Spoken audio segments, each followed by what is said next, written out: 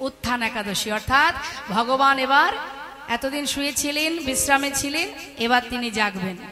এই উত্থান একাদশীতে যদি আমরা ঠিকঠাক ব্রত পালন করতে পারি, রাত্রে জাগতে পারি, সারা রাত ব্যাপী এই একাদশী ব্রত যদি কেউ পালন করতে পারে, ভগবান জেগে ওঠেন।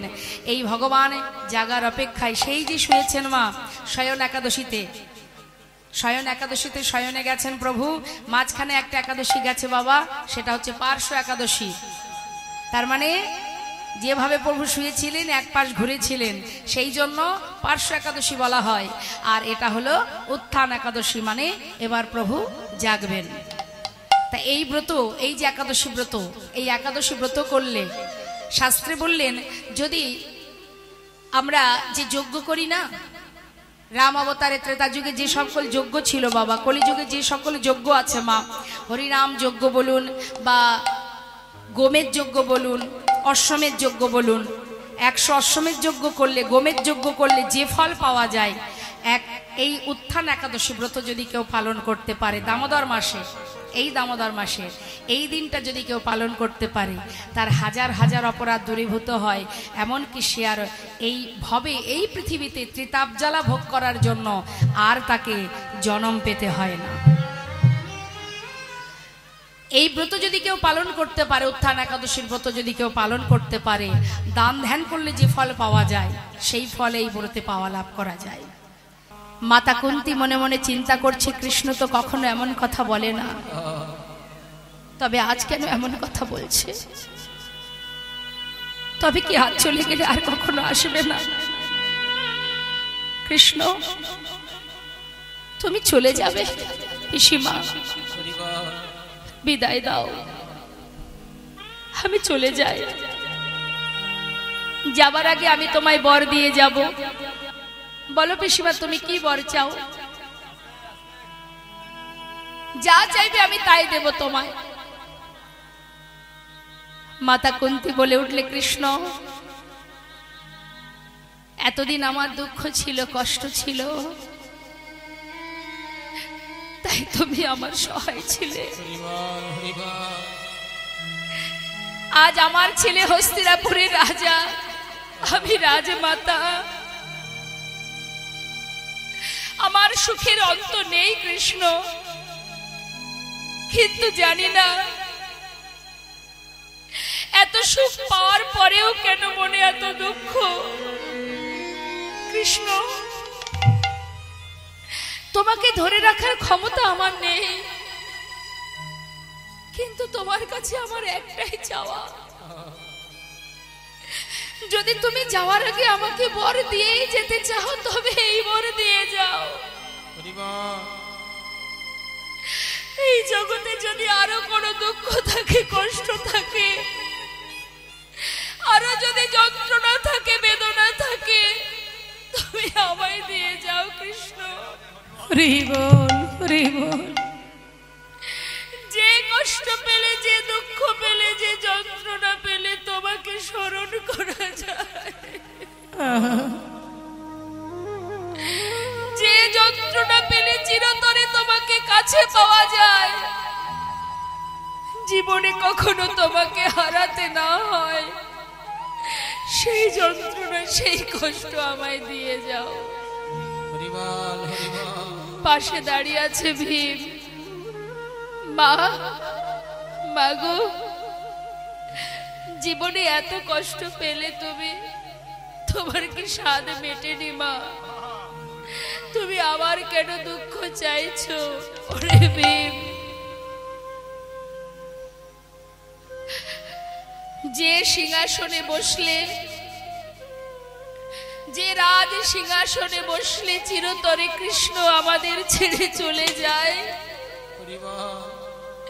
সে সিংহাসনে বসে কি সুখ পাবো বাবা? ওরে, এর থেকে ভালো আমার 5 পুত্রকে নিয়ে, কৃষ্ণকে নিয়ে বাকি জীবনটা ওই বনে বনে কাটানো। চাই না সে সুখ, যে সুখ পেলে কৃষ্ণ হারাতে হয়, যে সুখ পেলে কৃষ্ণ হারা হতে হয়, সে সুখ তো আমি চাই না, সে সুখ আমি চাই না। যুধিষ্ঠির, ওই সিংহাসনে বসলে চিরতরে কৃষ্ণ আমাদের ছেড়ে চলে যাবে বাবা। নেমে আয়, ওই সিংহাসন থেকে নেমে আয়। কি হবে সোনার সিংহাসনে বসে যদি জীবন থেকে কৃষ্ণ হারা হতে হয়? ভগবান কৃষ্ণচন্দ্র রথ থেকে নেমে এসে পিসিমার গলাটা জড়িয়ে ধরে বলছে, পিসিমা হরিবল হরিবল, তুমি আমাকে এত ভালোবাসো পিসিমা, আমার জন্য তুমি সোনার সিংহাসন পরিত্যাগ করতে চাও? আমি তোমার ভক্তিতে বাধা পড়ে গেলাম পিসিমা। যখনই স্মরণ করবে আমি তোমার কাছে এসে ধরা দেব পিসিমা। আমি তোমার ভক্তিতে বাধা পড়ে গেলাম পিসিমা, বাধা পড়ে গেলাম। হরি বল। কুন্তি পিসিমাকে সান্ত্বনা দিয়ে তার কাছ থেকে বিদায় নিলেন গোবিন্দ। রথে উঠে চলে যাচ্ছে। কিছুটা পথে যাবার পর আর একজনে চিৎকার করে উঠেছে, মাধব মাধব মাধব, একটু দাঁড়াও মাধব, একটু দাঁড়াও মাধব, একটু দাঁড়াও। মাধব তুমি একবার পিছন ফিরে চেয়ে দেখো আমি কে, ভালো করে চিনতে পারছো আমায়? দেখো দেখো আমায় ভালো করে, আমি কে ভালো করে চেয়ে দেখো। চলে যাচ্ছ মাধব? তবে যাওয়ার আগে একটা কথা শুনে যাও। আজ আমি সেই মা, সন্তান হারা জননী আমি। এক নয় দুই নয়, শতপুত্র হারিয়েছি আমি। এই শতপুত্র হারিয়েছি আমি তোমার জন্য। তুমি মেরেছো আমার পুত্রদের, তোমার জন্য আজকের এই যুদ্ধ। তুমি না চাইলে কখনো হতো না। আজ আমি সন্তান হারা অভাগিনী মা হতাম না। তুমি করেছো মাধব, তুমি করেছো। তুমি শুনে রাখো মাধব, আজ আমার সন্তানদের মেরেছো তুমি, কুরু বংশ ধ্বংস করেছো তুমি। তাই আজ আমি তোমায় অভিশাপ দেব মাধব। যেমন তুমি আমার সমস্ত পুত্রকে মেরেছো, তেমন তোমার যদু বংশ ধ্বংস হয়ে যাবে, একটা দ্বীপও বেঁচে থাকবে না। তোমারও মৃত্যু হবে এক ব্যাধের হাতে, তীর বিদ্ধ হয়ে তোমার মৃত্যু হবে। সমস্ত রাজসভায় মাতা গান্ধারীকে জড়িয়ে ধরে বলছে, মা তুমি কি করলে মা? তুমি মাধবকে কেন অভিশাপ দিলে? মা তুমি ফিরিয়ে নাও অভিশাপ, ফিরিয়ে নাও। ভগবানের রথ থেকে নেমে এসে বললে, তোমরা শান্ত হও। মা যা বলেছে সে তো ঠিকই বলেছে।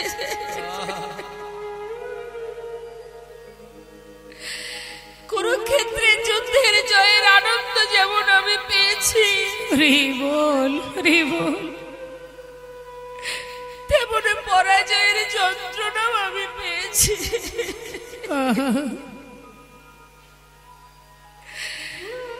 সকলে মায়ের আশীর্বাদ যেমন পেয়েছি, তেমন সকল মায়ের অভিশাপ আমি মাথায় নিতে চাই।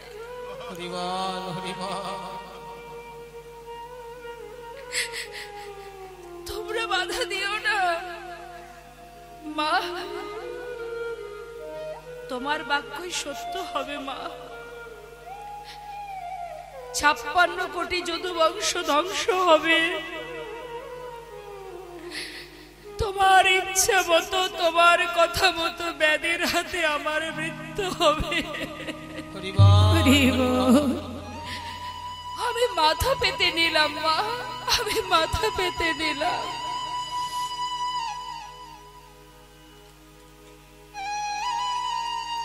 ধর্ম রক্ষার্থে ভগবান কৃষ্ণ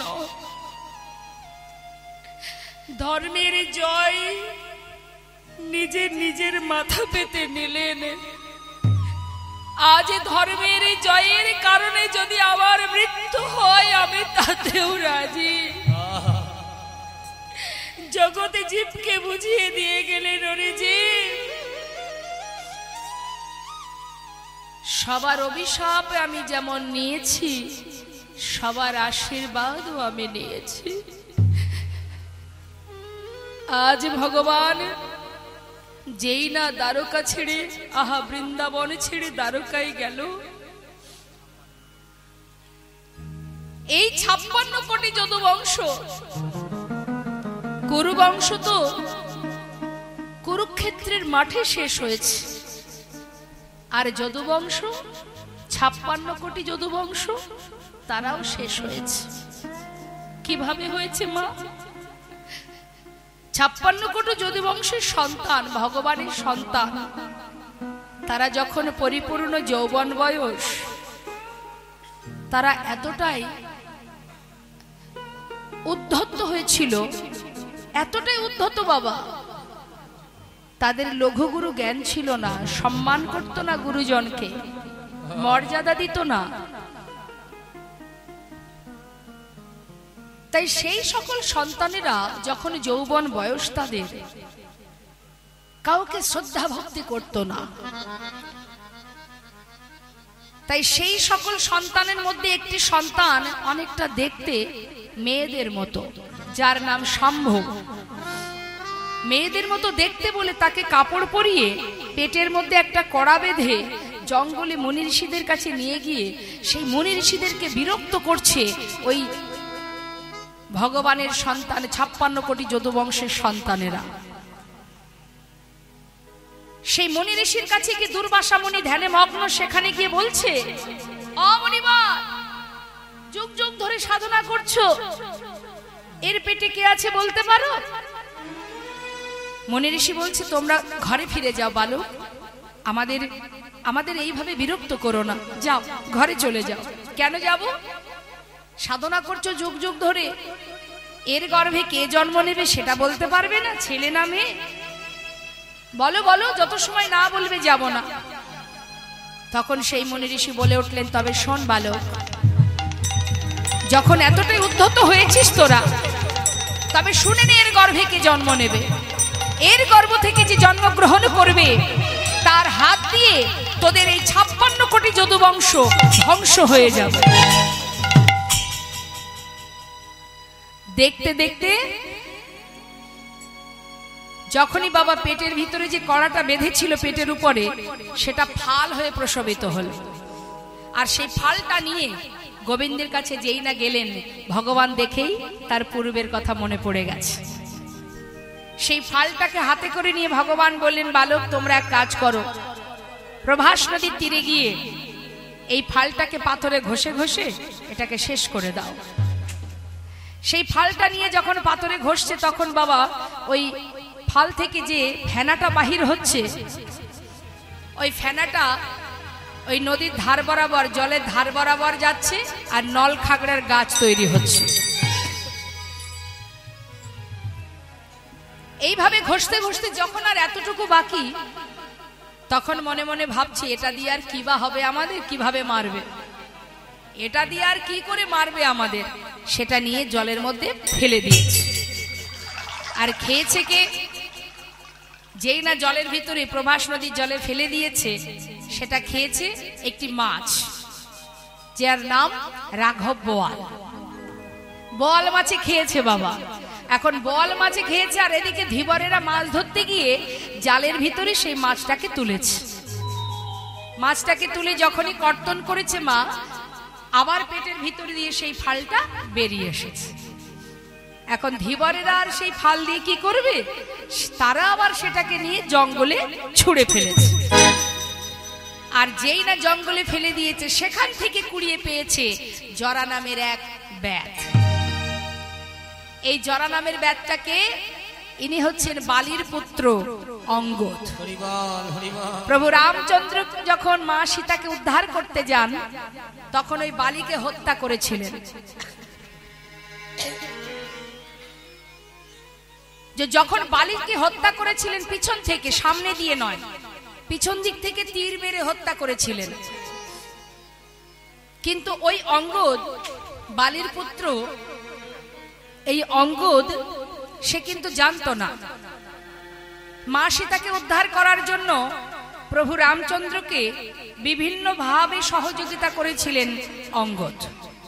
তাই প্রভু রামচন্দ্র খুশি হয়ে বলেছিলেন, অঙ্গদ, তুমি আমার এত বড় উপকার করেছো, তোমার সেবায় আমি খুব খুশি, তুমি আমার কাছে বর চেয়ে নাও। তখন অঙ্গদ বলেছিলেন, হে দয়াময়, যদি তুমি বর দেবে তবে এই বর দাও আমায়, যেজন আমার পিতাকে পিছন থেকে তীর মেরে হত্যা করেছিল আমিও যেন তাকে তীর মেরে হত্যা করতে পারিনি। তাই গৌর হরি। সে তো আর জানতো না যে প্রভু রামচন্দ্রই আমার পিতাকে মেরেছে। বলো প্রভু, আশীর্বাদ করো, আমার এটাই বাসনা তোমার কাছে যে আমার পিতাকে মেরেছে আমিও তাকে মারতে চাই। ভগবান বললেন, তথাস্তু। এই তো বাবা ভগবান, ভক্তের বাঞ্ছা পূর্ণ করাই তার কাজ। আমা, আমাদের যদি কোনো কিছুতে স্বার্থে এতটুকু আঘাত লাগে আমরা কিন্তু সেখান থেকে চলে যাই, আমরা থাকি না বাবা। তাহলে ভগবান মা সীতাকে উদ্ধার করার জন্য বালিকে হত্যা করেছিলেন। আজকে তার পুত্র যখন বর চাইলেন, ভগবান তো স্বার্থপরতা করতে পারতেন যে বর আমি দিতে পারবো না। এটাই তো ভগবান, এই তো সেই বাঞ্ছা কল্পতরু। যে বিষ্ণু তার বামের লক্ষ্মীকে সুতাপা ঋষিকে দিয়েছিলেন, সুতাপামণিকে। সুতাপামণি সাধনা করেছিলেন, তোমার বামে যে লক্ষ্মী তাকে আমি আমার পত্নী রূপে পেতে চাই। একবার বলুন তো মা, ভক্ত চেয়েছে কাকে? ভগবানের বামে যে লক্ষ্মী তাকে চেয়েছে। কোন রূপে? পত্নী রূপে, স্ত্রী রূপে। ভগবান তো বলতেই পারতেন আমি এবার দেব না। ভক্ত বলে উঠলেন, আমি সাধনা করেছি, তুমি আমার সাধনায় সন্তুষ্ট প্রভু, তোমার নাম বাঞ্ছা কল্পতরু, ভক্তের বাঞ্ছা পূর্ণ করো তুমি। আজ যদি আমার এই বর তুমি না দাও তাহলে আজ থেকে তোমার নাম বাঞ্ছা কল্পতরু, তুমি এটা মুছে দাও। ভগবান ভক্ত ছাড়া আর কিছু জানে না মা। তিনি বলেন, ভক্ত আমার মাতা, ভক্ত আমার পিতা, ভক্ত আমার গুরু। ভক্ত ভালোবেসে নাম দিয়েছে বাঞ্ছা কল্পতরু। ভক্ত দিলে খায়, না দিলে উপবাসে যায়। ভক্তের হাতে প্রেমের ডোরি, ভক্ত আমাকে যেদিকে ঘোরায় আমি সেই দিকে ঘুরি। এই তো ভগবান, যে কখনো কখনো কোনো সময়ের জন্য নিজের সুখের চিন্তা করে না, জীবের কল্যাণ, সন্তানের কল্যাণের জন্য নিজেকে বিলিয়ে দিয়েছেন। মা লক্ষ্মী বললেন, ওরে সুতাপা, পৃথিবীতে এত কিছু থাকতে তুই আমাকে পত্নী রূপে চাস? তবে তুইও শুনে নে, আজ থেকে তুই হবি নপুংস। আয়ান কিন্তু রাধারীকে মাতৃজ্ঞানে ভালোবাসতেন, কারণ সে নপুংস ছিল। তাই মাগো, ভগবান নিজের বামের লক্ষ্মীকেও দিতে দ্বিধাবোধ করে না, ভক্ত যদি চায়। আজ ভক্ত বললেন, আমি তুমি আমাকে এই বর দাও যে আমার পিতাকে হত্যা করেছে সেই হত্যাকারীকে আমি প্রাণে মারব। ভগবান বললেন, তথাস্তু, তাই হবে। তাহলে ভগবান কোনো কর্ম করে যদি তার সাজা মাথা পেতে নেয়, আমরা তো পদে পদে অপরাধ করে যাচ্ছি। কি বাবা, এই যে আজকেই বললাম আপনাদের কাছে, ব্রত করুন, একাদশী ব্রত করুন, দামোদর মাস পালন করুন, রাস পূর্ণিমা তিথি আপনারা উপবাস থাকুন, কিন্তু এই ব্রত আমি করব, পরক্ষণে যদি আমি আবার অন্যের প্রতি হিংসা করি, কারোর কিছু মেরে কেটে খাই, কারোর ভালো দেখলে আমার হিংসা হয়, আমার ভিতরে লোভ জন্মায়, লালসা জন্মায়, তাহলে আর এই পুণ্যটুকু থাকবে বাবা? আগে নিজেকে পরিষ্কার করতে হবে। হৃদয় মাঝে যত আছে হিংসা, কালিমা, ক্রোধ, সর্বস্ব দূরীভূত করো, পরিষ্কার করো। তোমার সংসারের প্রতি দায় দায়িত্ব কর্তব্য তুমি পালন করো। হৃদয় মাঝে যা কিছু আছে সমস্ত কালিমা দূরীভূত করে হৃদয় মাঝে পরমাত্মাকে জাগরিত করো। আগে নিজেকে ভালোবাসো, নিজের পরমাত্মাকে ভালোবাসো, তবেই তো তোমার কার্য সিদ্ধি হবে, তবেই তো তোমার কাজে তুমি পুণ্য অর্জন করতে পারবে। আজ আমি ভগবানের সেবা দিলাম, কাল অন্যের প্রতি হিংসা করতে শুরু করলাম, লাভটা কি বাবা? কোনো লাভ নেই মা। তোমার যেমন আছে তুমি তেমনটাই সেবা দাও, কাউকে দেখে কখনো হিংসা করতে নেই। আজ ভগবান কৃষ্ণ দ্বারকায় চলে গেল। এই যে বালিপুত্র অঙ্গদ, সেই হয়েছিল বাবা জরা নামের ব্যাধ। ওই জঙ্গলের মধ্যে পাখি মারত, হঠাৎ জঙ্গলের ভিতরে সেই ফালটা পেয়ে তীরের আগায় বিধে রেখেছিলেন, পাখি মারতে আরো ভালো হবে। আর এদিকে মা ভগবান বললেন, শোনো, আমি তারপরে প্রভাস নদীর তীরে যজ্ঞ করব, আমার 56 কোটি যদুবংশ তারা সবাই আসবে প্রভাস নদীর তীরে। তাদের মধ্যে প্রথমে হবে মুখে কথা কাটাকাটি, তারপরে হবে হাতাহাতি, তারপরে হবে লাঠালাঠি। এখন ওই প্রভাস নদীর তীরে লাঠি কোথায় পাবে? ওই যে নল খাগড়ার গাছ, সেটা ধরবে, আর যে যাকে মারবে সেই সেখানে মারা যায়। এইভাবে 56 কোটি যদুবংশ ধ্বংস হবে।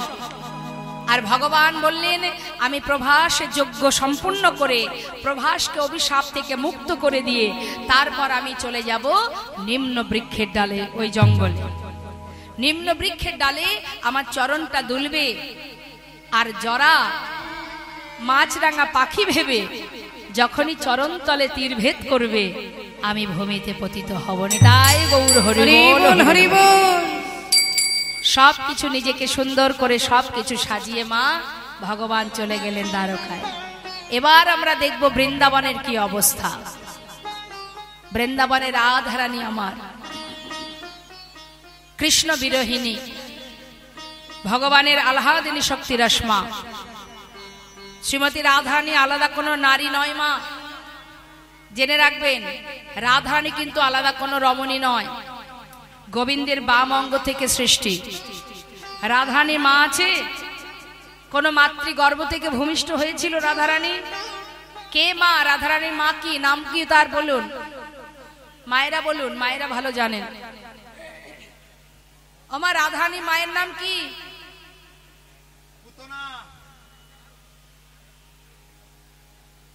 কৃত্তিদা দেবী। কে বললেন কথাটা? বাবা। আমার মায়েরা বলতে পারছে না। মা জানেন না রাধারানীর মা কে? জানেন না? আচ্ছা বলুন, রাধারানীর বাপের বাড়ি কোথায়? বাবা বলবেন না। বর্ষানা। শ্বশুর বাড়ি কোথায়?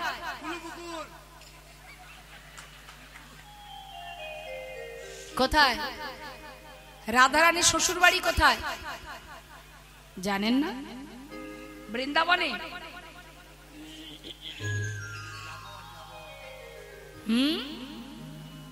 হায় হায় হায়, আপনার শ্বশুর বাড়িটা কোথায় জানেন তো? দেখেন আবার বাপের বাড়ি শ্বশুর বাড়ি ভুলে যাবেন না। রাধারানীর শ্বশুর বাড়ি জানেন না? জটিলার বাড়ি কোথায়? জটিলা কুটিলার ঘর কোথায়? ঠিক আছে, দেখুন এটা কিন্তু মা লজ্জার বিষয়, এই যে আপনারা জানেন না, আমার বাবারা বলে দেবে। দেখবেন এখানে যে সকল ভক্ত বাবারা আছেন একটু বলবেন, শ্রীমতী রাধারানীর বাপের বাড়ি শ্বশুর বাড়ি কোথায়? সাধুসঙ্গ সাধুসঙ্গ সর্বশাস্ত্রে কয়, লব মাত্র সাধুসঙ্গে সর্বসিদ্ধি হয়। বাবা, এক ঝুড়ি পাকা আমের মধ্যে একটা কাঁচা আম যদি থেকেও যায়, কিছুক্ষণ পরে দেখবেন সে আমটাও আর কাঁচা নেই। অতএব যেজন কাছে আছে সে ঠিক সময় মতন দেখবেন হরিবোল বলছে, ঠিক বলবে। জয় রাধে রাধে। শ্রীধাম বৃন্দাবনে ভগবান কৃষ্ণচন্দ্র। এবার একটু মন দিতে হবে কথার মধ্যে। মা, ঠান্ডা পড়েছে নাকি? আমার মা চাদর গায়ে দিয়েছে দেখছি।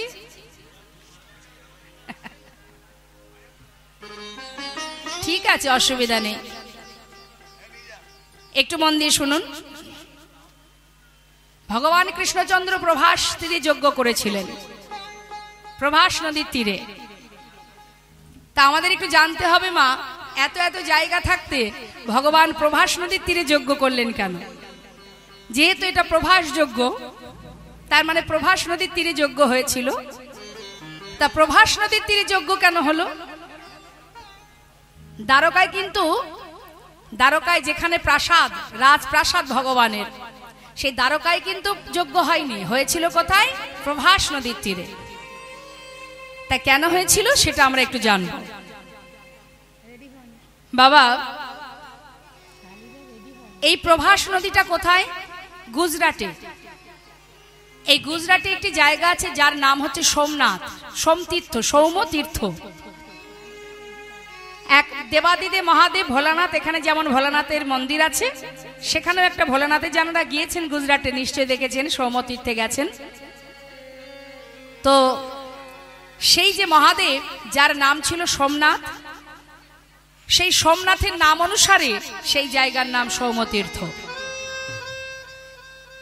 এখন সেখানে একটা নদী ছিল যার নাম হচ্ছে প্রভাস।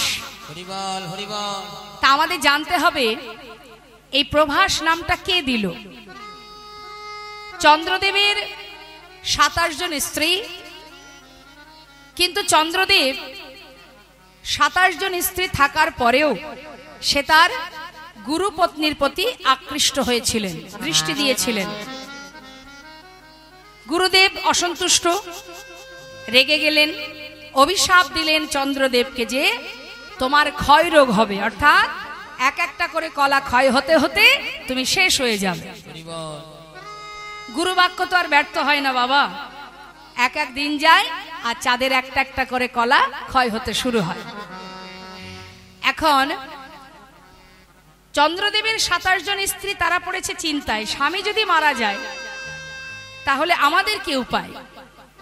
তারা সবাই মিলে চিন্তিত মনে নিজের স্বামীর প্রাণ ফিরে পাওয়ার জন্যে তারা অধীর চেষ্টা করতে শুরু করলেন। হঠাৎ তারা ছুটে চলে গেল কৈলাসে। কৈলাসে আছে দেবাদিদেব মহাদেব ভোলানাথ। এখন মা পার্বতী হচ্ছে 27 জন রমণীর সম্পর্কে দিদি হন, তাহলে ভোলানাথ সম্পর্কে কি হবে? জামাই বাবু। এখন বাবা 27 জন রমণী গেছে কৈলাসে, মহাদেব ধ্যানে মগ্ন, ভোলানাথ মনের খুশিতে ধ্যান করছে, কত আনন্দ ধ্যানে মগ্ন আছে। আর কৈলাস পর্বত সে তো নিরিবিলি একটা পরিবেশ, মনের খুশিতে ধ্যান করছে যে এখানে শান্ত পরিবেশ, এখানে আমার ধ্যান করার উপযুক্ত জায়গা। কিন্তু সেখানেও শান্তি নেই। ধ্যানে মগ্ন মহাদেব, 27 জন শালী গিয়ে হাজির। জামাই বাবু,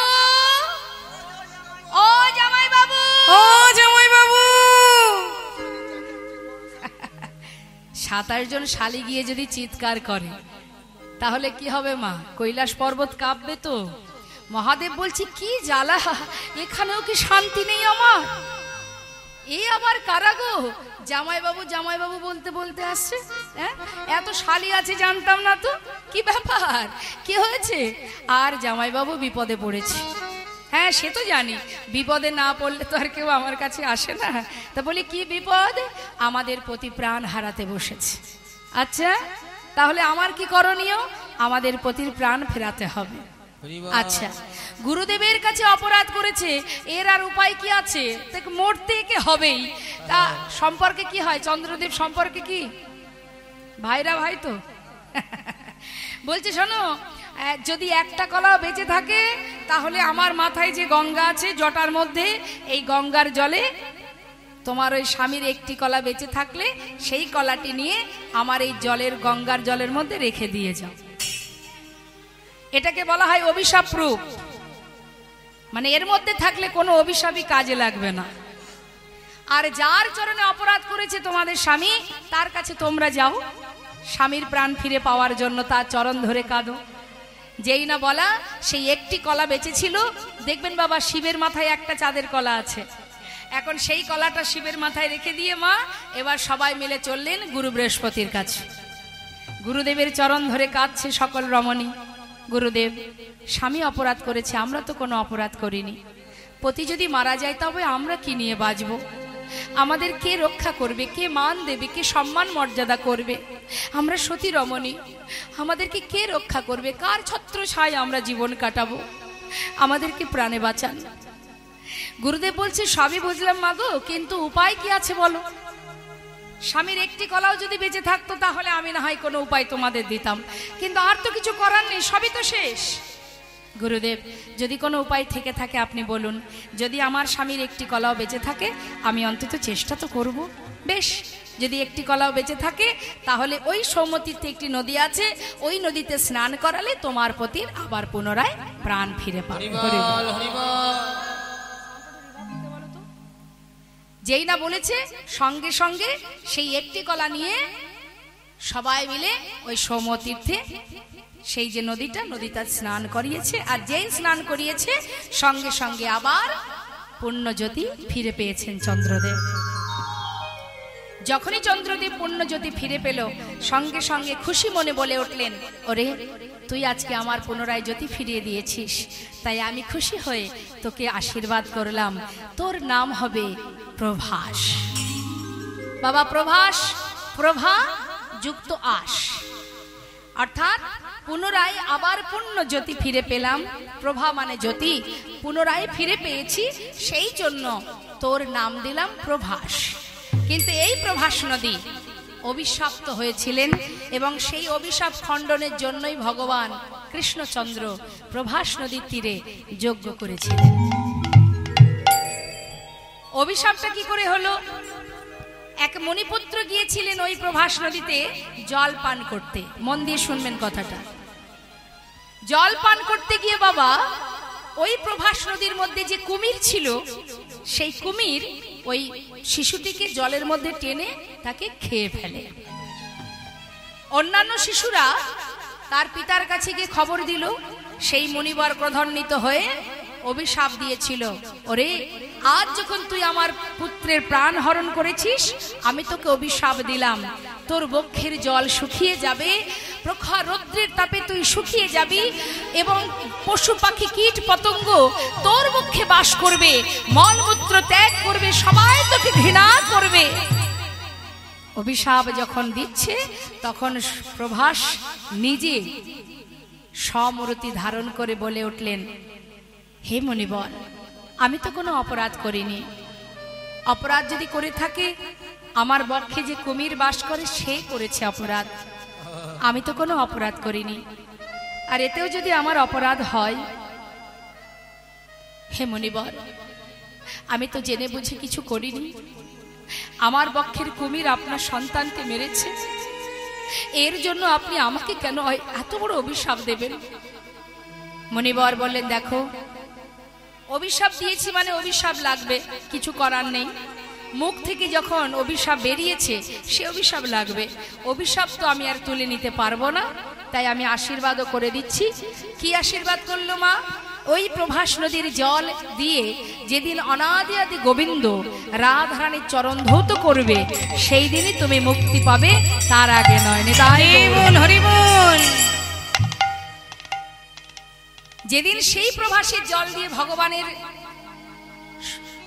প্রেয়সী রাধারানী চরণ ধৌত হবে, সেই দিনই প্রভাস উদ্ধার পাবে। তাই প্রভাসের মুক্তির জন্য, প্রভাসের উদ্ধারের জন্য সেখানে যজ্ঞ করেছিলেন ভগবান। এটাই যে শুধু কারণ তাই নয় বাবা, কারণ আরো অনেক আছে। বিস্তারিত সবকিছু তো বলা সম্ভব নয়, আমি ছোট ছোট করে বলবো, একটু বুঝে নেবে। কুরুক্ষেত্রে যুদ্ধের পর হস্তিনাপুরে রাজা হয়েছিল ধর্মরাজ যুধিষ্ঠির। রাজা হবার পর ভগবান কৃষ্ণচন্দ্র দেখছে যুধিষ্ঠির রাজা সারা জীবন কষ্ট করেছে, সারা জীবন 5 ভাইকে নিয়ে 5 পুত্রকে নিয়ে মা কুন্তী বনে বনে কাটিয়েছে। আজ সমস্ত কষ্ট দূরীভূত হয়ে অবশেষে রাজা হয়েছে ধর্মরাজ যুধিষ্ঠির। তাই ভগবান কৃষ্ণচন্দ্র রথের উপরে বসে কুন্তী পিসিমাকে ডেকে বলছে, পিসিমা, আজ তোমার ছেলে হস্তিনাপুরে রাজা, তুমি রাজমাতা। তাই পিসিমা, এবার আমি যাই, আমাকে বিদায় দাও। যেই না বলেছে মা। আচ্ছা, জটিলা কুটিলার বাড়ি কোথায় সেটা তো জানেন? বৃন্দাবনে কে কে গেছেন একটু হাত তুলে দেখান। কে কে গেছেন বৃন্দাবনে? ও, সবাই গিয়েছেন। আচ্ছা, বলতে পারছেন না জটিলা কুটিলার বাড়ি কোথায়? যাবটে। যাবট, যাবট। হরিবল হরিবল নিতাই গৌর হরিবল। জটিলা কুটিলার বাড়ি যাবটে, রাধারানীর শ্বশুর বাড়ি যাবটে। যে যাবটের পাশ দিয়ে গিরি গোবর্ধন পর্বতের কাছে ভগবান কৃষ্ণ প্রতিদিন গাভীকে নিয়ে যেত, আর ওই যাবটে চন্দ্রশালিকায় বসে রাধারানী গোবিন্দকে দর্শন করতেন। যারা বৃন্দাবনে গেছেন বর্ষানায় যাবেন, বর্ষানায় রাধারানী মন্দিরে যাবেন। মন্দিরে গেলে দেখতে পাবেন সেই গিরি গোবর্ধন পর্বতটা কোথায়, আর ওই যাবটের পাশ দিয়ে ঠিক জঙ্গলের মধ্যে দিয়ে বাঁকা বাঁকা রাস্তা, খুব সুন্দর দেখতে লাগে। ওই পথে গোবিন্দ আমার ওই যাবটের পাশ দিয়ে যেতেন, রাধারানীকে দর্শন করতেন যাবার পথে আর আসার পথে। নিতাই গৌর হরিবল। তা এই রাধারানীর মাকে মাতা কৃত্তিদা দেবী, কিন্তু মাতা কৃত্তিদা কিন্তু তাকে জন্ম দেয়নি, লালন পালন করেছেন। তাহলে পালিতা মা, তাহলে রাধারানী মাকে হরিবল। রাধারানী মাতা কৃত্তিদার ঘরে এসেছিল পদ্ম ফুলের উপর থেকে। হরিবল হরিবল। তাহলে রাধারানীর মাকে পদ্ম ফুল, তাহলে সৃষ্টি কোথা থেকে? গোবিন্দের বাম অঙ্গ থেকে। নিতাই গৌর হরিবল হরিবল। মা কৃত্তিদা সরোবরে স্নান করতে গিয়ে ওই সোনার পদ্ম ফুলটাকে তুলে এনেছিলেন, তখন তিনি নিঃসন্তানী ছিলেন। গোলকধামে ভগবান কৃষ্ণচন্দ্র রাধারানীকে যখন বৃন্দাবনে পাঠান, রাধারানী বলেছিলেন, বধূ আমি যাব বৃন্দাবনে, কিন্তু যত সময় তোমাকে না দেখব তত সময় আমার নয়ন আমি মেলব না। তাই রাধারানী ওই স্বর্ণপদ্মের উপরে যখন কিনা স্বর্ণপদ্মটি বাবা ওই ঠাকুর ঘরে মাতা কৃত্তিদা রেখে দেন, প্রতিদিন সকাল বেলায় তিনি শুদ্ধ বসনে ঠাকুর ঘরের দরজা খুলে স্বর্ণপদ্মটা দর্শন করে। হঠাৎ একদিন দরজা খুলে দেখছে ওই পদ্ম ফুলের উপরে সদ্যজাত একটি কন্যা শিশু। তখন তিনি বড় আনন্দিত, এলাকায় খবর দিলেন বৃষভানু রাজা যে আমার একটি কন্যা সন্তান দিয়েছেন বিধাতা। কিন্তু মা যশোমতী খবর পেয়ে গিয়েছিলেন গোপালকে দেখবে, আহা রাধারানীকে দেখবে বলে। এখন ছেলে গোপাল আমার বড় দুষ্টু ছেলে, সে মায়ের পাঁচু ধরেছে যাবে। এখন যখন কিনা মা যশোমতী দেখছে যে রাধারানী শুনেছি নাকি অন্ধ, চোখে দেখে না, আমার ছেলেটাকে যদি নিয়ে যায়, যদি তার ছোঁয়া লেগে আমার ছেলেটারও কোনো ক্ষতি হয়, সব মা বাবারাই এটা ভাবে। গোপালকে নিয়ে যাবে না, আর গোপাল কিছুতেই শুনবে না, না গেলে তো রাধারানী চোখ খুলবে না। যার কারণে গোবিন্দ বারবার মায়ের আঁচল ধরে টানছে। মা দেখছে দুষ্টু ছেলে কথা শুনছে না, তাই জোরপূর্বক গোপালকে নিয়ে যায়। নিয়ে যাবার পর যখন মাতা কৃত্তিদার সঙ্গে মা যশোমতী কথোপকথন হচ্ছে, সেই সময় গোপাল মায়ের কোল থেকে বারবার নামার চেষ্টা করছে, আর মা গোপালকে চেপে ধরে রেখেছে, কিছুতেই ছাড়বে না। যেহেতু রাধারানী অন্ধ, ছাড়বে না। এখন গোপাল দেখছে মায়ের এমন একটা ক্ষতি করব, মা রাগ করে আমায় ছেড়ে দেবে। তাই কি করেছে, মায়ের গলায় একটা দামি গজমতি হার ছিল, কোলের মধ্যে বসে থাকতে থাকতে গজমতি হার ধরে যে টেনেছে, আর মতিগুলো সব ছড়িয়ে গেছে। মা দেখছে দুষ্টু ছেলে, এত দুষ্টু ছেলে, রেগে রেগে মা ছেলেটাকে নামিয়ে দিয়ে মতি গুড়াতে শুরু করেছে।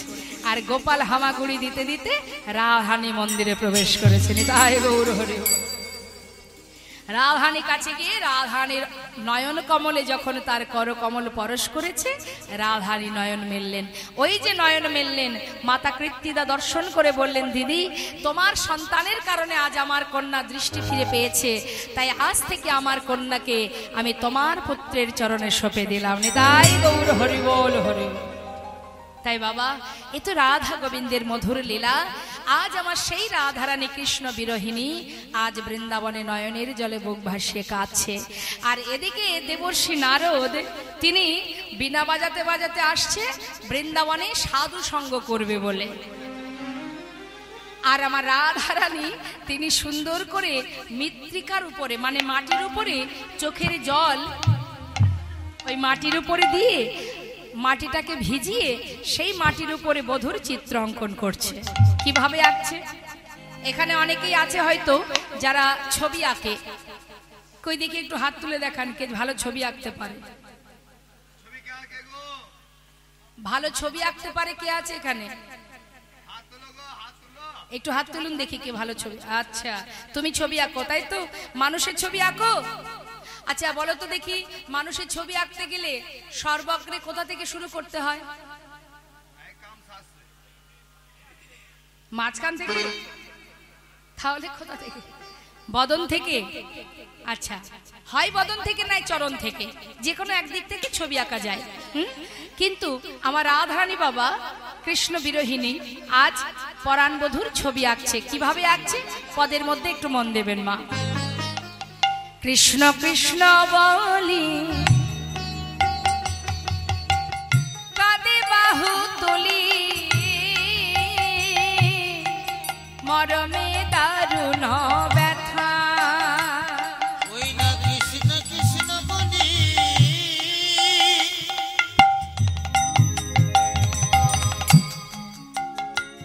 ওরাই কাঁদে বাহু তুলি,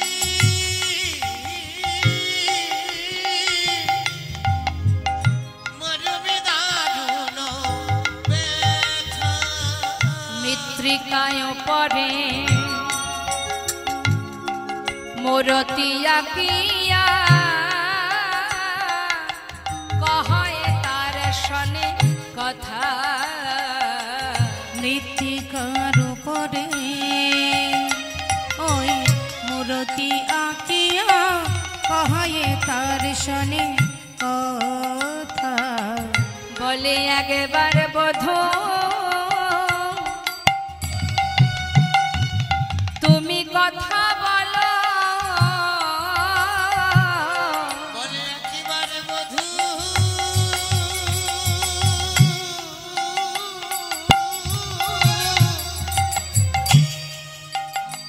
তুমি কথা ফিরে আসো কিবা নাইবা আসো। একবার বধূ কথা বলো, ফিরে আসো কিবা তুমি নাইবা আসো।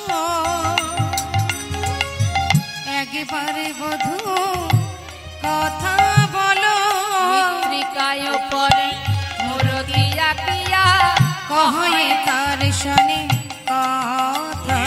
মৃত্তিকার উপরে মূরতি আঁকিয়া, কহে তার শনে কথা। নদিয়ার চাঁদ আমার গৌর সুন্দর হরিনাম যজ্ঞ করবেন বলে মনের আনন্দে পথে পথে ঘুরছে। নদিয়ার চাঁদ গৌর হরি জীবের দ্বারে দ্বারে হরিনাম দিয়েছে, জীবের হাতে ধরে হরিনাম, পায়ে ধরে হরিনাম দিয়েছে। কি গো মা, দিয়েছে তো? ধর লও গ্রহণ করো জীব, নাম ছাড়া গতি নাই, গতি নাই হরিনাম করো, মহামন্ত্র জপ করো। কলিযুগে নাম ছাড়া নাহি আর ধর্ম, সর্বধর্ম সার নামে শাস্ত্র মর্ম। সমস্ত ধর্মের সার হলো এই হরিনাম।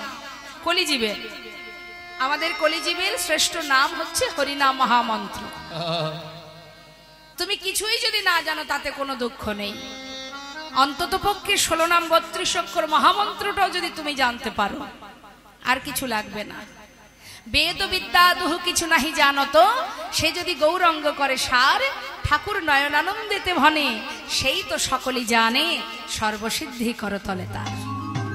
তার মানে বাবা, তুমি কিছুই জানো না, তুমি শাস্ত্র জানো না, তুমি পূজা জানো না, তুমি কিছুই জানো না, তোমার মধ্যে ভক্তি আছে কিন্তু ভগবানের সেবা পূজা সম্বন্ধে তোমার কোনো জ্ঞান নেই, তাতে কোনো দুঃখ নেই। তুমি যদি জানতে পারো সেটা আলাদা বিষয়, তুমি জানতে চেষ্টা করো, জানার চেষ্টা করো, আপন গুরু আশ্রয় করো, গুরুচরণ সার করো, গুরুদেবের কথা মতো তুমি সবকিছু শেখো, সেটা আলাদা বিষয়। কিন্তু তোমার যদি জানা নাও থাকে, তুমি ভেবো না যে তুমি জানো না বলে ভগবান তোমার কাছে নেই বা ভগবানকে পাওয়া যাবে না। ভগবানকে পেতে গেলে পাণ্ডিত্য লাগে না, ধন ঐশ্বর্য লাগে না, বিদ্যা বুদ্ধি লাগে না, কিছুই লাগে না, শুধুমাত্র যদি ভক্তি থাকে বাবা। বৃন্দাবনে যারা গোপী ছিলেন, মা আলাভোলা গোয়ালিনী ছিলেন, যারা ব্রজবাসীরা গোবিন্দকে ভালোবাসতেন কিভাবে? তাকে কি টাকা পয়সা দিয়ে ভালোবাসতেন? না। তাহলে কি তার কাছে নানাবিধ কঠিন কঠিন শ্লোক পাঠ করে শাস্ত্রজ্ঞ হয়ে তারপরে ভালোবাসতেন? না। আলাভোলা গোয়ালিনী তারা সারা জীবন ধরে ওই দধি দুগ্ধ ঘৃত ঘোল বিক্রি করেছে আর মন দিয়ে দিয়েছে গোবিন্দ চরণে। নিতাই গৌর হরি বল। তুমি সব হে প্রভু, হে গোবিন্দ, হে কৃষ্ণ, তুমি আমার সব, তুমি আমার জীবন, তুমি আমার মরণ, তুমি আমার প্রাণ, তুমি আমার সব, তুমি সুখ, তুমি দুঃখ, তুমি ভালোবাসা, তুমি আমার সর্বেশ্বর। কোনো কিছুর বিনিময়ে ভগবানকে পাওয়া যায় না, শুধুমাত্র ভক্তি দিয়েই তাকে বাঁধা যায়, ভক্তি রজ্জু দিয়ে তাকে বাঁধা যায়, তাছাড়া আর কিচ্ছু দিয়ে তাকে পাওয়া যায় না। কৃষ্ণের প্রিয় বন্ধু যে ছিল উদ্ধব, যার ছিল পাণ্ডিত্য জ্ঞান, অনেক শাস্ত্রজ্ঞ ছিল, সে অনেক জ্ঞান ছিল তার, সে জানতো প্রকৃত ভগবান কে। ভগবান কে? স্বয়ং পূর্ণ ব্রহ্ম, সে স্বতন্ত্র, সে অনাদির আদি, সবই জানত। মথুরায় থাকাকালীন ভগবান কৃষ্ণচন্দ্র একদিন তার বন্ধু উদ্ধব বলে উঠলেন যে, কানাই, জানালার দিকে তাকিয়ে তাকিয়ে চোখের জলে বুক ভাসিয়ে কাঁদছিস, কি হয়েছে?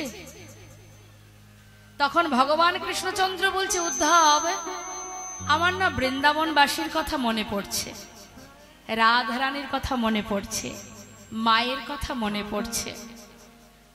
উদ্ধব বলছে, কেন? তাদের কথা মনে পড়ছে কেন? আর মনে পড়ছে ঠিক আছে, তাহলে কাঁদছিস কেন? তারা না হয় বোঝে না যে তুই কে, তুই তো জানিস তুই কে, তাহলে তুই কেন কাঁদছিস?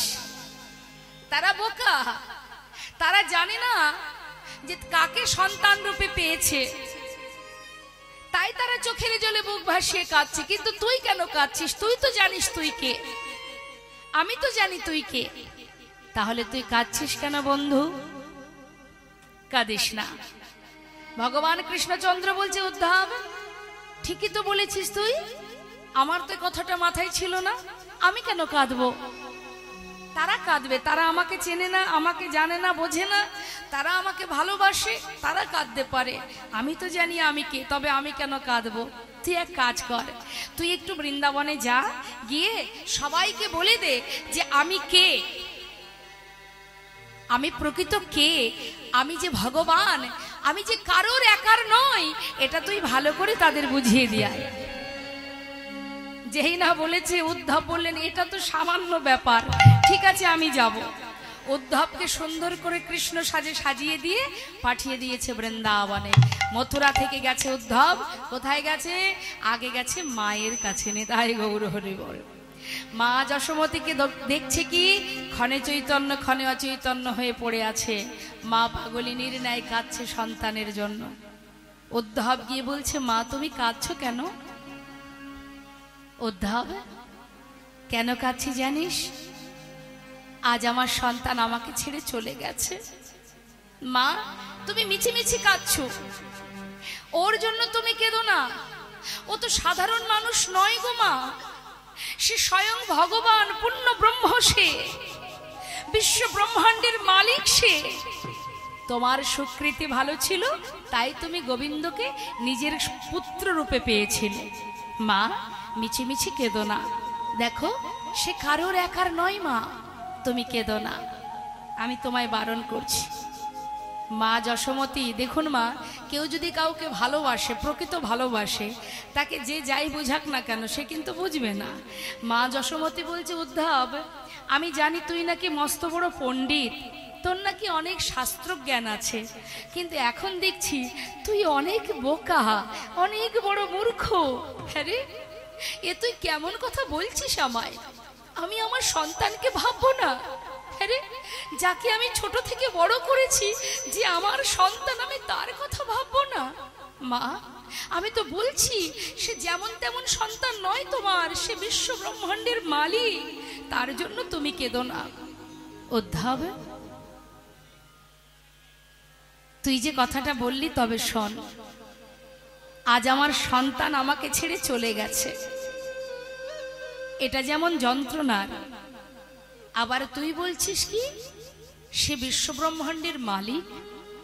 আচ্ছা উদ্ধব, এ কথা বলতো, সে যদি বিশ্ব ব্রহ্মাণ্ডের মালিকই হবে, তার তো কিছুর অভাব ছিল না, তাহলে খিদে পেলে আমার আঁচল ধরে কেন বারবার টেনে বলতো, মা খিদে লেগেছে, খেতে দাও? যে বিশ্ব ব্রহ্মাণ্ডের মালিক হবে, সে কেন আমার আঁচল ধরে টানবে খাওয়ার জন্য? উদ্ধব, যা, এখানে থাকিস না। এতদিন ভেবেছিলাম তুই মস্ত বড় পণ্ডিত, আজ ভাবলাম তুই সত্যি বোকা, তুই কিচ্ছু বুঝিস না, চলে যা। শ্রীমতী রাধারানীর কাছে গিয়ে একই কথা বললেন মা, সেই একই কথা। শ্রীমতী রাধারানী বললেন, উদ্ধব, ভেবেছিলাম তুমি বড় পণ্ডিত, এখন দেখছি তোমার মতো মূর্খ জগতে আর কেউ নাই। আমি আমার বধূর জন্য কাঁদছি, তুমি আমাকে বলছো সে যেমন তেমন নয়? যাও, যেখান থেকে এসেছো সেখানে চলে যাও। আমাদের প্রাণ, আমাদের জীবন, আমাদের সর্বস্ব সে, তুমি আমাদেরকে কিছু বলো না। উদ্ধব রাধারানী প্রেম দর্শন করে স্মরণে যখনই রাধারানী গোবিন্দকে স্মরণ করেছে, স্বয়ং গোবিন্দ রাধারানীর পাশে এসে বসেছে। উদ্ধব সেই যুগল মূরতি দর্শন করা মাত্রই পাগলের ন্যায় ছুটে গিয়ে রাধারানীর চরণটা জড়িয়ে ধরে রাধা নাম জপ করতে লাগলো। হাতে রাধা নাম গাইতে গাইতে, করতালি দিতে দিতে বৃন্দাবন ছেড়ে মথুরায় গেল। গোবিন্দ বলে উঠলেন, উদ্ধব, এবার বুঝতে পারছো তো কেন আমি কাঁদছি? জানো উদ্ধব, যদি কেউ মনে প্রাণে আমাকে ভালোবাসে, আলাভোলা গোহালিনী, আমি যে তাদের ভালোবাসায় বাধা পড়ে গেছি। মা যশোমতী বাৎসল্য প্রেমে ভালোবাসে, সখাগণ সখ্য প্রেমে ভালোবাসে, তারা এমন ভাবে ভালোবাসে, আমি যে নিজে ভগবান, সেই ভগবান জ্ঞান আমার শূন্য হয়ে গেছে। তাই মাগো, ভগবানকে পেতে গেলে কিচ্ছু লাগে না, না লাগে ক্ষীর, ননি, মাখন, একটু তুলসী পত্র। হরিবল হরিবল। তুমি ভগবানকে যেটাই সেবা দাও না কেন, তাতে কোনো দুঃখ নেই। যদি তোমার কাছে কিছু নাও থাকে, একটি তুলসী পত্র যদি ভগবানের চরণে নিবেদন করতে পারো, ভগবান একটি তুলসী পত্র পেলেই সে সমস্ত পাপ থেকে তোমাকে দূরীভূত করে নিজের করে বুকে টেনে নেন। হেমনি দয়াল গৌর হরি। আজ বৈষ্ণব মহাজন বলছে, দেখো, করুণাময় গৌর সুন্দর আজ তিনি হরিনাম যজ্ঞ করবে বলে জীবের কল্যাণের জন্য তিনি স্থির করলেন। দাদা জিজ্ঞাসা করছে, কার কাছে? দাদার কাছে। বাবা, আমরা যদি বাড়িতে কোনো ধর্মীয় কাজ করি, আমরা কি করি? বাড়ির যারা গুরুজন আছে তাদের কাছে পরামর্শ নেই তো, কি করতে হবে বলে দাও। তা আমার গোবিন্দ গৌরহরি সে কি জানে না কি করে যজ্ঞ করতে হয়? সবই জানে, তথাপিও তিনি নিত্যানন্দ প্রভুর কাছ থেকে পরামর্শ নিচ্ছেন। নিত্যানন্দ প্রভু কে হন? গৌরহরির কে হন নিত্যানন্দ প্রভু? মায়েরা বলুন, নিতাই চাঁদ গৌরহরির কে হন? হ্যাঁ, দাদা। তাই দাদার কাছ থেকে পরামর্শ নিচ্ছে যজ্ঞ করবে বলে। দাদা, দাদা নিত্যানন্দ স্বরে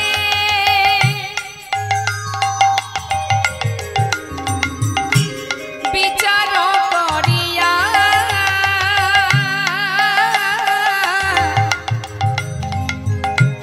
দাদা নিত্যানন্দ স্বরে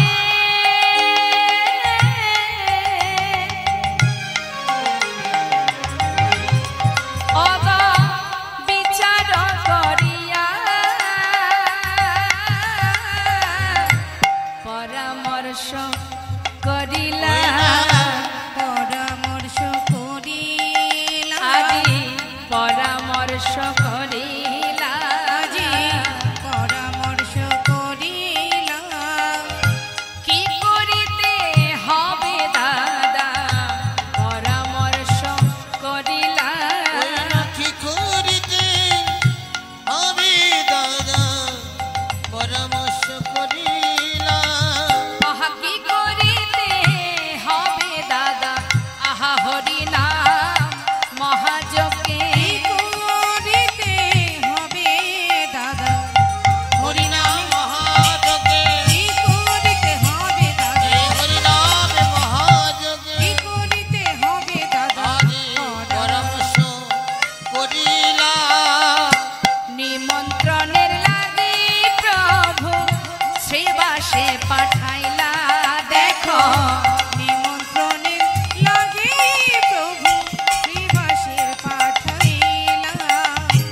দাদা কি কি করতে হবে একটু বলে দাও। তখন নিতাই চাঁদ বলছে, নিমাই যদি যজ্ঞ করতে হয় ভাই, সবার আগে নবদ্বীপের যত সাধু গুরু বৈষ্ণব আছে সবাইকে নিমন্ত্রণ করতে হবে, কাউকে বাদ দিলে হবে না। আর কি করতে হবে না, দাঁড়ে দাঁড়ে ভিক্ষা করতে হবে। ভিক্ষা না করলে হরিনাম যজ্ঞ হবে না। আর কি দাদা, আর যখন সাধুগুরু বৈষ্ণব আসবে তাদের চরণ ধৌত করতে হবে, সসম্মানে তাদেরকে ঘরে বসাতে হবে, তাদের সেবার আয়োজন করতে হবে। নিমাই অহংকার করলে হবে না। শোনো, বৈষ্ণবের চরণ রজ অবনীর সুখ সম্পদ, শোনো ভাই দিয়া এক মন, আশ্রয় করিয়া ভজে তারে কৃষ্ণ নাহিতে যার সব মরে অকারণ। বৈষ্ণবের চরণ জল কৃষ্ণ ভক্তি বল, আর নাহি আর কিছু নাহি বলবন্ত। বৈষ্ণবের চরণ রেণু মস্তকের ভূষণ বেনু, আর নাহি ভূষণের অন্ত। শোনিমাই মহন্তের স্বভাব হয় তারিতে পামর, নিজ কার্য নয় তবু জান পর ঘর। তাই বৈষ্ণবকে নিমন্ত্রণ করতে হবে, সাধু সঙ্গ করতে হবে। হরিনাম যজ্ঞ করবে, বৈষ্ণব হবে না নিমন্ত্রণ? সবাইকে, যত আছে নদেবাসী ভক্তবৃন্দ, কাউকে বাদ দেয়া যাবে না। তো দাদা নিমন্ত্রণটা কার উপরে দায়িত্ব দেব? নিত্যানন্দ প্রভু বলছে এক কাজ করো, তাহলে নিমন্ত্রণের দায়িত্বটা শ্রীবাস পণ্ডিতকে দিয়ে দাও। আমার গৌরহরি আজকে এই হরিনাম যজ্ঞ কেন করছেন? হঠাৎ তিনি হরিনাম যজ্ঞ কেন করছেন? তিনি তো বিভিন্ন ভাবে হরিনাম প্রচার করেছেন বাবা। জীবের হাতে ধরে পায়ে ধরে হরিনাম দিয়েছে, ধোলায় গড়াগড়ি দিয়ে হরিনাম দিয়েছে। শুধু তাই নয়, তার প্রচারের পদ্ধতি আরো ছিল বাবা। যখন সে নিমাই যখন জন্মগ্রহণ করে, আমাদের এই জগতে কি হয়, বাচ্চারা যখন জন্ম নেয়, নেবার পরে তারা যখন একটু একটু করে বড় হয়, যদি কখনো কান্নাকাটি করে বাচ্চারা, আমরা কি করি, তাকে নানাবিধ খেলনা দিয়ে কান্নাকে বন্ধ করি। কিন্তু নিমাই সে ছোট থেকে হরিনাম প্রচার করে যাচ্ছে। কিভাবে? যখনই নিমাই কাঁদতো, তার সামনে যদি কেউ মহামন্ত্র জপ করত, নিমাই কান্না বন্ধ করে দিত। নিতাই গৌর হরি। অর্থাৎ বাচ্চাকে শান্ত করার জন্য আপনি হরিনাম করছেন, মানে কি ইচ্ছাই হোক অনিচ্ছাই হোক আপনাকে হরিনাম বলতে হচ্ছে। এইভাবে নিমাই ছোট থেকেই হরিনাম প্রচার করে গেছেন। তাই আজ তিনি ইচ্ছা করছেন যে যজ্ঞ করবেন সুরধনির তীরে। শাস্ত্রে বললেন, দান ব্রত তপ তীর্থ ক্ষেত্রাদিনান ছাজায় স্থিতা, শক্তয় দেব মহাতং সর্ব পাপ হর শোভা, রাজস্বমেধানাং জ্ঞানাধ্যত্ত বস্তন আকৃষ্ট হরিনামে স্থপিত শেষু নামেশু। অর্থাৎ দান করলে যে ফল পাওয়া যায়, ব্রত করলে যে ফল পাওয়া যায়, যজ্ঞ করলে যে ফল পাওয়া যায়, শুধু তাই নয়, তুমি তপস্যা করলে যে ফল পাবে, যে যে কর্মই করো না কেন, কেউ লক্ষ্মী পূজা, কেউ কালী পূজা, কেউ বা দুর্গা পূজা, কেউ বা গণেশ পূজা, কেউ সূর্যদেবের পূজা করে, কেউ ঠাকুর অনুকূলকে ভালোবাসে, কেউ লোকনাথকে ভালোবাসে। আমাদের হিন্দু সমাজে বিভিন্ন মত আছে, এক একজন এক একজনকে ভালোবাসে। শাস্ত্রে বলছেন তুমি যাকেই আরাধনা করো না কেন, সমস্ত আরাধনার আলাদা আলাদা পুণ্য আছে। যে পুণ্য অর্জন তুমি করবে, আর সব রকমের পুণ্য একত্রিত করলে, হরিনাম মহামন্ত্র জপ যদি কেউ করতে পারে, এক হরিনামের মধ্যে সব রকমের পুণ্য একসাথে লাভ করা যায়। তাই গৌর হরি বল হরি বল। সব রকমের পুণ্য একমাত্র হরিনামে লাভ করা যায়। তাই তুমি যে কর্ম করো না কেন। তাই আজ দেখুন প্রভু আমার সেই হরিনাম যজ্ঞ করছেন জগতে জীবের কল্যাণের জন্য। শ্রীবাস পণ্ডিতকে নিতাই চাঁদ বলছে, শোনো শ্রীবাস, পত্র যে তুমি নিমন্ত্রণ যে করবে,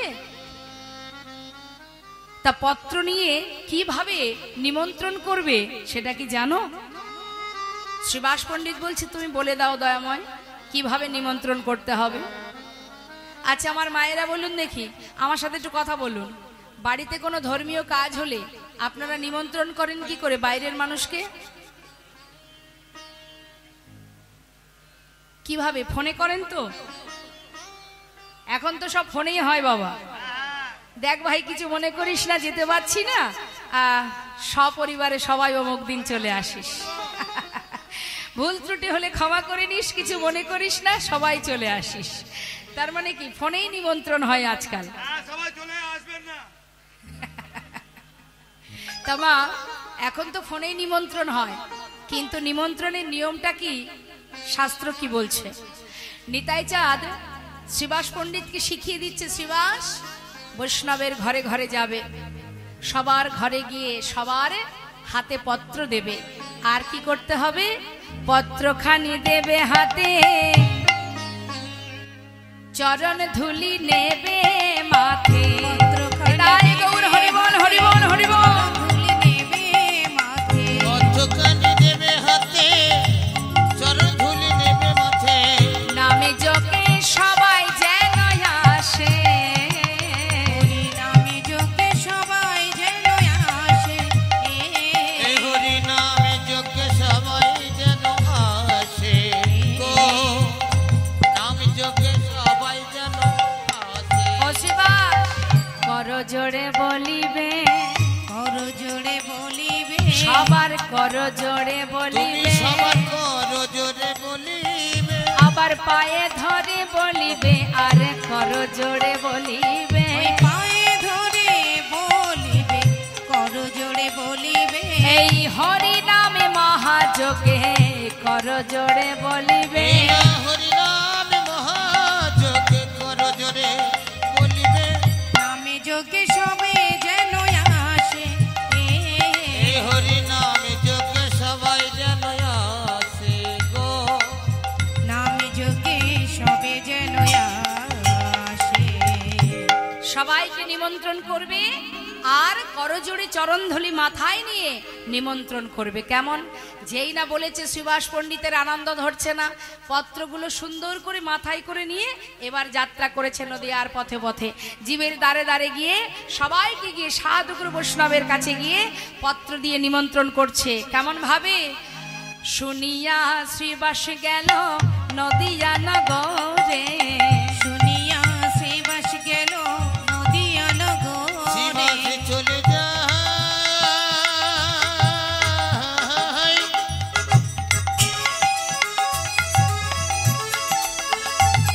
ওই নবদ্বীপের পথে পথে,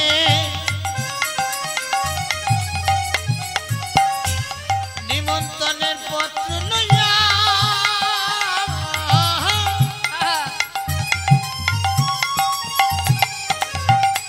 শিবাস চলে যায় গো,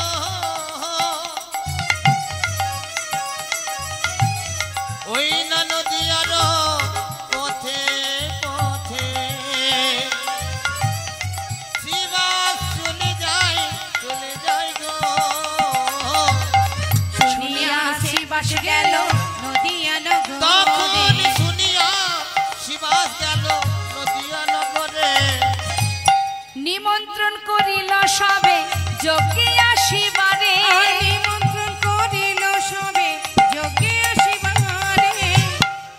আপনারাও আসিবেন, আপনারাও আসিবেন, আপনারাও আসিবেন, আপনারাও আসিবেন, হরি নামে মহাযজ্ঞে আপনারাও আসিবেন, ওই হরি নামে মহাযজ্ঞে আপনারাও আসিবেন, ওই হরি নাম মহাযজ্ঞে আপনারাও আসিবেন, ওই হরি নামে মহাযজ্ঞে, আহা সুরধ্বনির পটভূমে হরি নামে তাই গৌর হরি বল, হরি বল। হরি নামে মহাযজ্ঞে, সুরধ্বনির পটভূমে, হরি নামে মহাযজ্ঞে, সুরধ্বনির পটভূমে, হরি নামে মহাযজ্ঞে, আপনারাও আসিবেন, নামে যোগে সবাই যেন আসে, আসে গো, নামে যোগে সবাই যেন আসে গো। নামে যজ্ঞে সবে যেন আসে। সবাইকে চরণ ধরে করজোড়ে বলে আসলো যে আপনারা সবাই যাবেন হরিনাম মহাযজ্ঞে।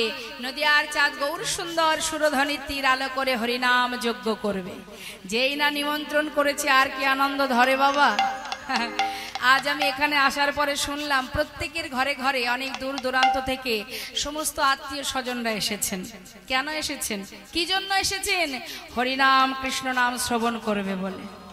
তাই তো মা, আপনারা যে এত আশা করে ছুটে এসেছেন সবাই কৃষ্ণ নাম হরিনাম শুনবেন, যার নাম শোনার জন্য আজ আপনারা এখানে এসে বসে আছেন, একবার ভাবুন তো, তাকে তো চোখে দেখেননি, তাকে তো চোখে দেখেননি, শুধুমাত্র তার কথা শোনার জন্য আজ আপনারা পাগল হয়ে বসে আছেন। তাহলে একবার বাবা ভাবতে হবে, এটা যাকে চোখে না দেখেও ভালোবাসা যায়, বিশ্বাস করা যায়, সেই তো পরম ভক্ত। নিতাই গৌর হরি বল, জয় রাধে। দেখেছেন, ভালো কথা বললেই খারাপ হয়ে যেতে হয়। বললাম ভালো কথা, ওই দেখুন শুরু হয়ে গেছে ওখানে গল্প করা। ওমা, এসেছেন কৃষ্ণ কথা শুনবার জন্য, নিশ্চয় গল্প করার জন্য আসেননি। কেন এত চঞ্চল মন? দেখুন না, এদিকে আমার বাবারা আছেন, এদিকেও আমার বাবারা বসে আছেন, কই কেউ তো গল্প করছে না। আপনাদের এত গল্প কিসের? এত গল্প কি হবে গল্প করে? কি লাভ আছে গল্প করে? দিবস রজনী আবল তাবল পাঁচালো পড়িতে পারো, তাহার ভিতরে একবার ওকে কৃষ্ণ বলিতে নারো। আবল তাবল কথা বলার জন্য সময় আমাদের প্রচুর আছে, কিন্তু কৃষ্ণ কথা শোনার বা বলার সময় আমাদের বড় কম। তাই আমি বলবো, মোবাইলটা রেখে দেখুন, মোবাইল থেকে আসরে ভক্তদের মাঝখানে বসে মোবাইল করার কিছু নেই। মন দিয়ে কীর্তন শোন, তাদের তোর ভবিষ্যৎ ভালো হবে।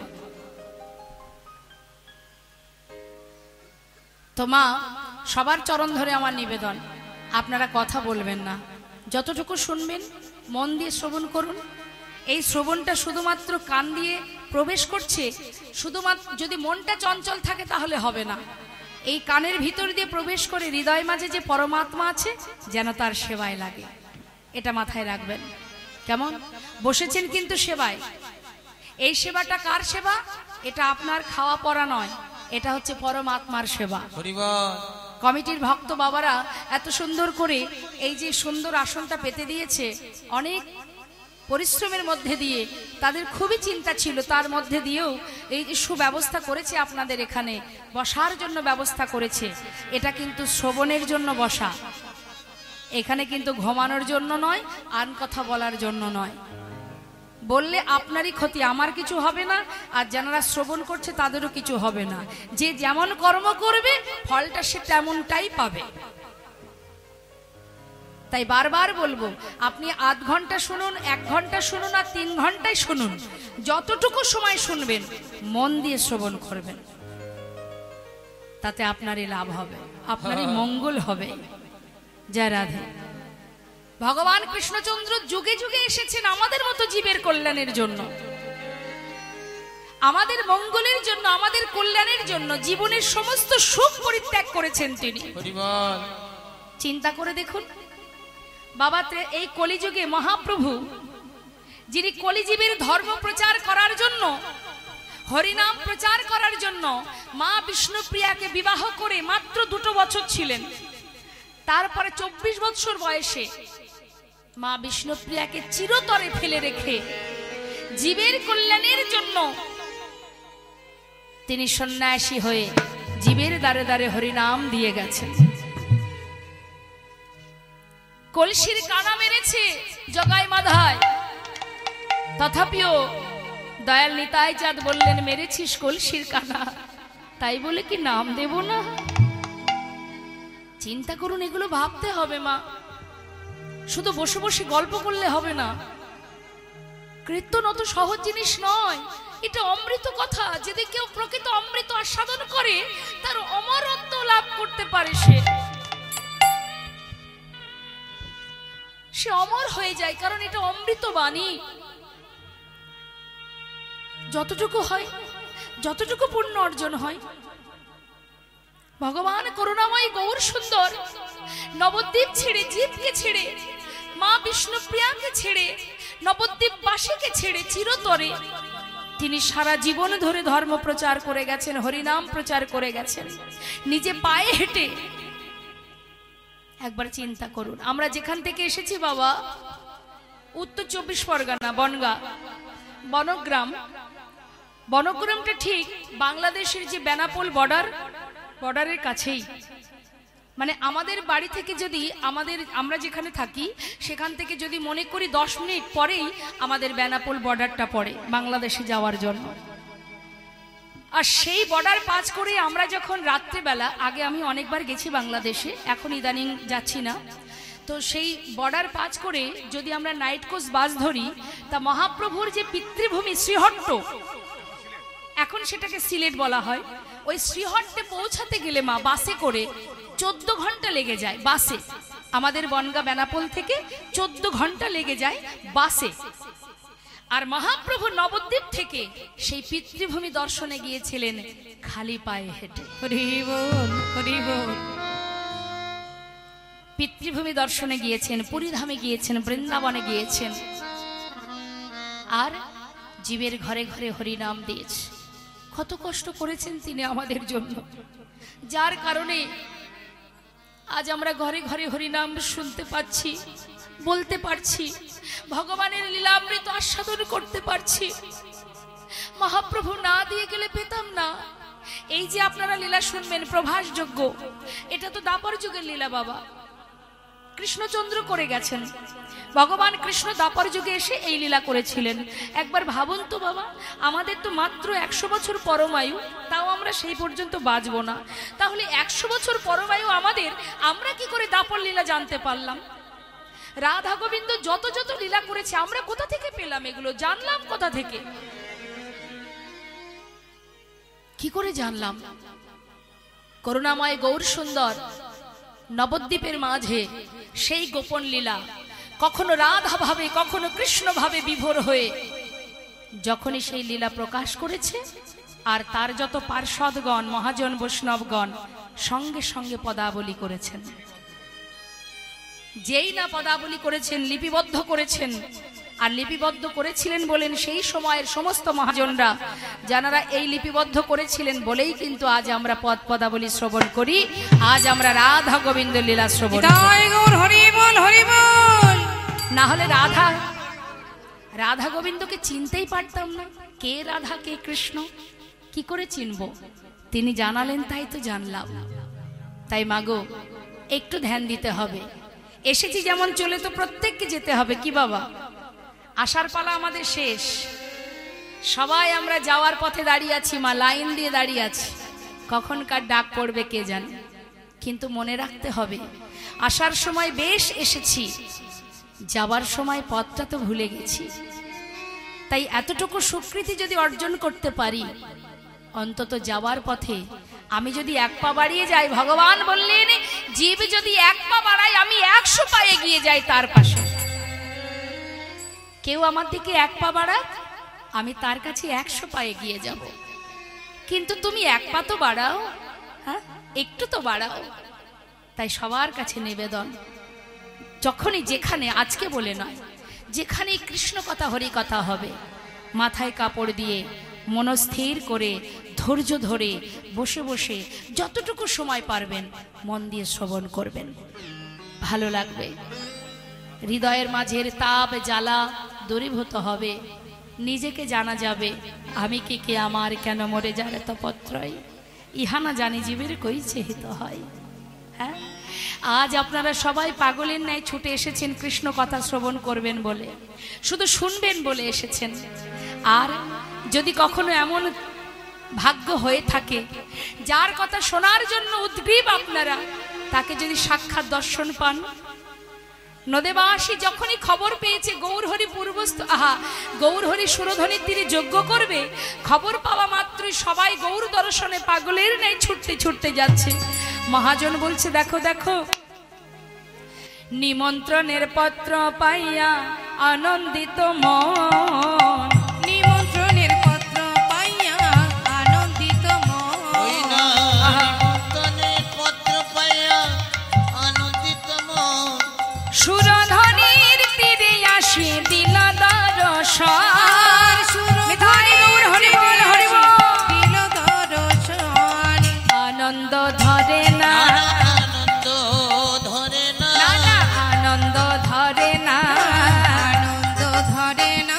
আজ গৌর বদন হেরবে বলে আনন্দ ধরে না, গৌর বদন হেরবে বলে আনন্দ ধরে না।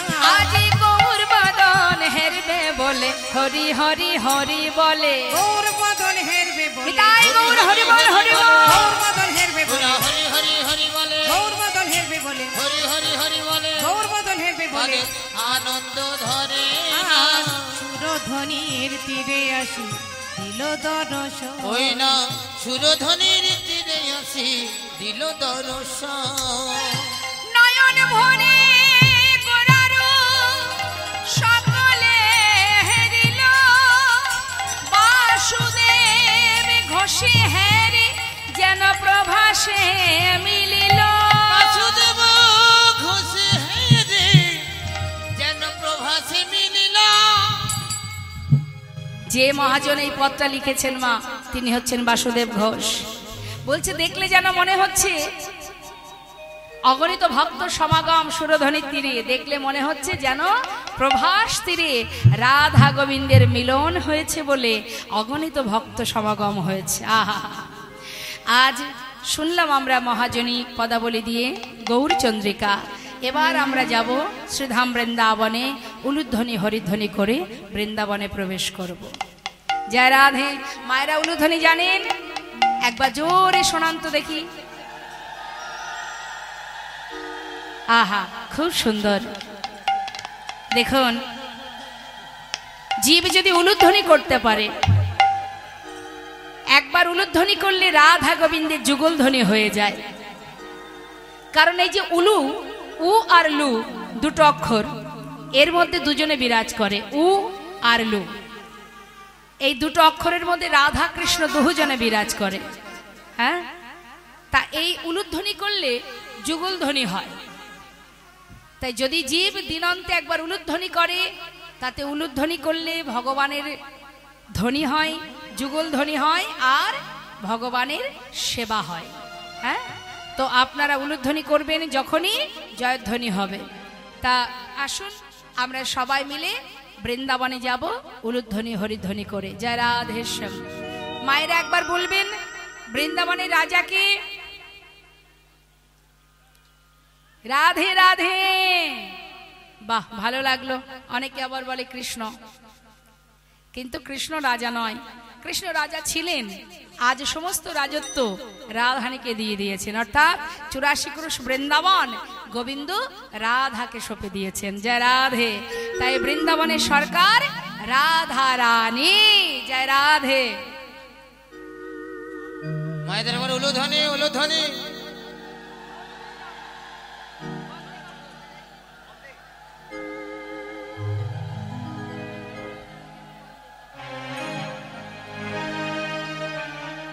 আমরা বৃন্দাবনে স্তুতি করব, বৃন্দাবনে প্রবেশ করব।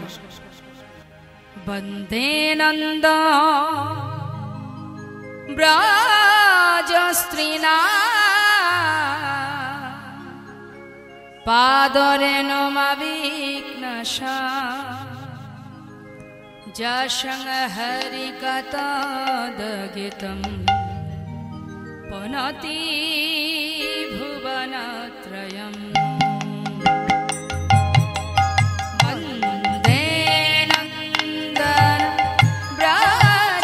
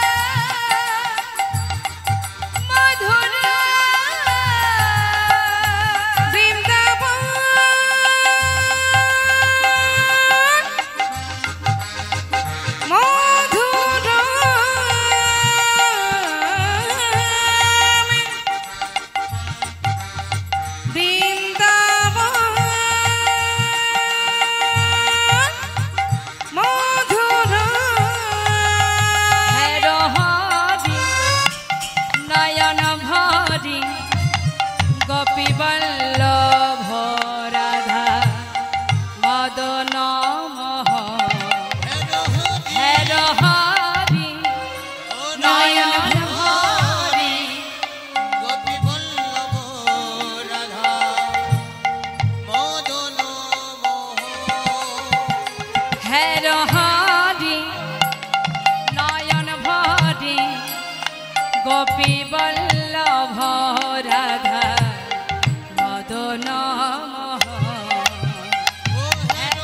হরি নয়ন ভরি গোপী বল্লভ রাধা মদন হে গোপীনা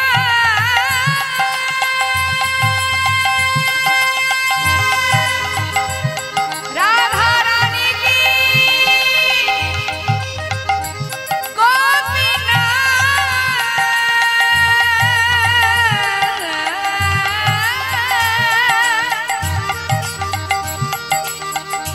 রাধা মদন মোহন